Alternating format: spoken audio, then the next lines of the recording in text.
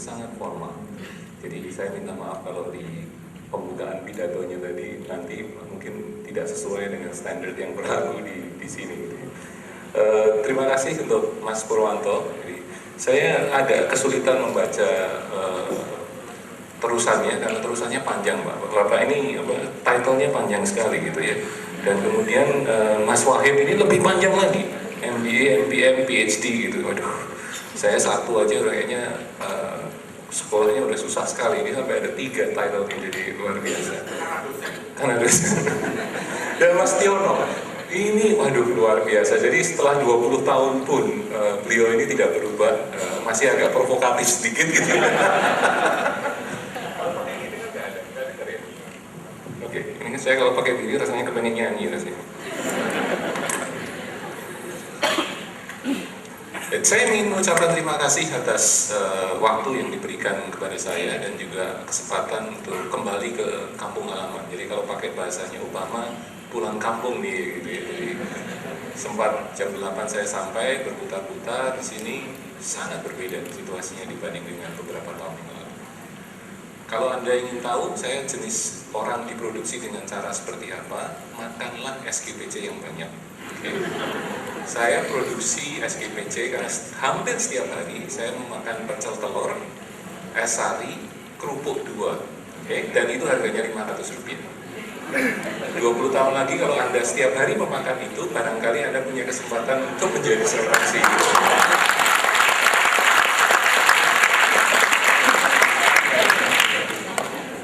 Tapi harus SGPC yang gedung pusat, sekarang udah nggak ada. Tidak ke kehutanan katanya.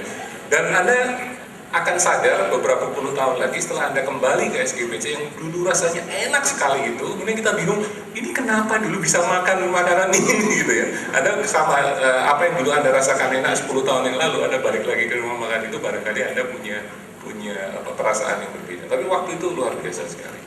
Nah, saya juga ingin di dalam proses penyampaian ini lebih banyak memberikan hal-hal yang sifatnya praktikal kepada Anda. Teori Anda bisa dapat dari bapak-bapak yang sudah jauh lebih piawai di sini. Saya akan lebih memberikan kepada Anda pembekalan dari sisi apa yang saya alami selama ini. Saya akan mulai dengan satu hal.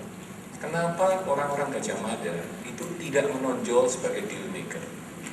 Karena Anda itu bukan orang-orang yang asertif. Anda ini orang-orang yang punya reserve, yang mainnya di tengah, mau aman-aman. Saya nggak mau ada di ekstrim kiri, saya nggak mau ada di ekstrim kanan. Contoh paling gampang dari sisi duduk. Okay? Harvard Business School itu isinya orang penting, orang yang sangat pandai. Mereka berlomba-lomba ingin menjadi lulusan yang cum laude di situ. Karena lulusan Harvard Business School yang cum laude itu menjamin dia menjadi lulusan yang digaji mahal. Pekerjaannya pekerjaan yang hebat. Anda tahu apa yang mereka lakukan? Mereka berlomba-lomba untuk datang lebih awal pada waktu kuliah. For one reason only, mereka memilih tempat duduk. Okay? Dan mereka melakukan penelitian. Berdasarkan penelitian, ada role tertentu, baris tertentu yang cenderung akan ditunjuk oleh dosen. Dan pada waktu dosen itu menunjuk dan dia bisa menjawab pertanyaan itu, kemungkinan besar dia akan mendapatkan nilai A. Okay? Ingat ya? Nah, kalau ini is a matter of opportunity, is a matter of chances. Nah, kalau kita mengatakan bahwa ya saya duduk di mana aja lah, gitu, itu sampai ada penelitiannya. Anda tahu nggak di daerah mana biasanya dosen itu? Ini agak berbeda dengan Harvard ya. Ini lebih curam begitu ya. Kalau di Harvard lebih kecil, tapi tidak securam ini. Tapi konsepnya hampir mirip. Dan yang sering ditunjuk itu adalah di tempat mbak yang berwarna ungu.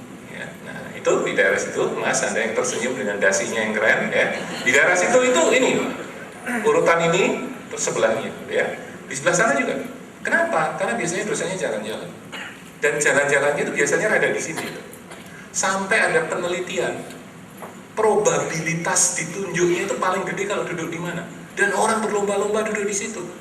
Di sini, tolong dong maju ke depan, tolong dong maju ke depan, gitu kan. Saya bilang kalau dia nggak mau maju ke depan, dia keluar aja. I'm going to be very direct.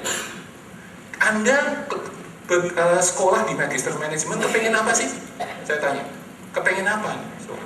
Kenapa nggak S1 aja cukup? Apakah bertemu dengan beliau yang ganteng ini? Dia ganteng, tapi Anda mungkin tidak se-desperate itu kan untuk bayar 60 juta cuma ketemu dia gitu kan.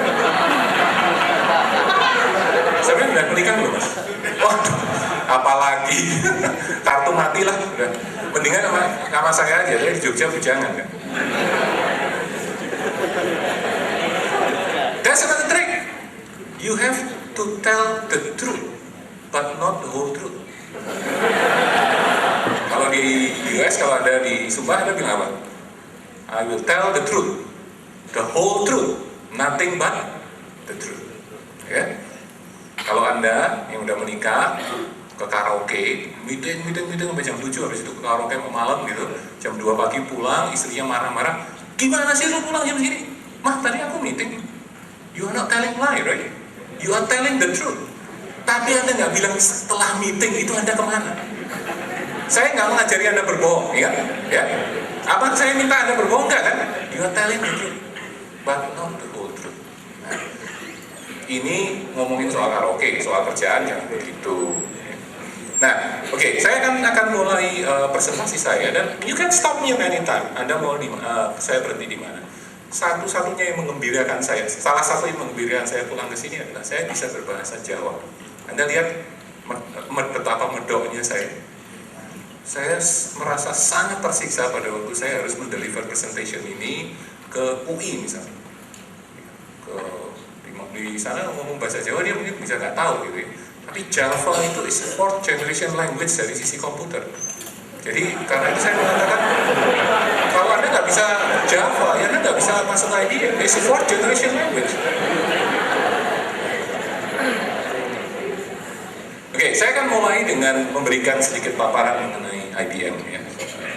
Pada waktu saya dijemput di airport, Suryo, IBM, supirnya nanya, Pak, maaf ya Pak, IBM itu perusahaan apa sih Pak?